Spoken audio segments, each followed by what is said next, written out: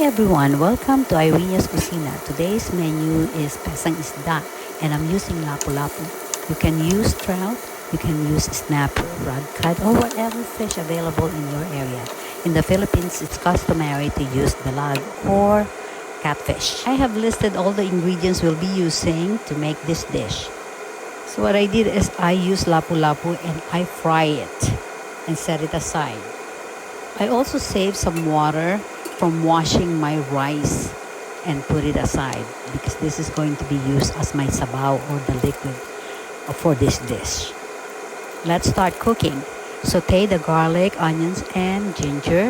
Add your liquid, which is the sabaw, the rice juice, and season it with patis. I use about 3 tablespoons and some salt, gisa mix, and peppercorn. I crushed the peppercorn.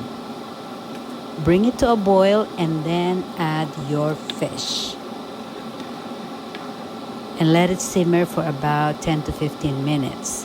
And then you can add your vegetables. And the veggies are the repollo or the cabbage, bok choy or pechay, and green onion leaves. And I added hot chili pepper. Cover it and let it simmer for another 5 minutes. When done, you can serve this with guisadong miso or bean curd. It's very simple to do. You just saute garlic, onions, and tomatoes. Add your miso curd and crushed tofu. Season it with patis or soy sauce. And add about half a cup of water.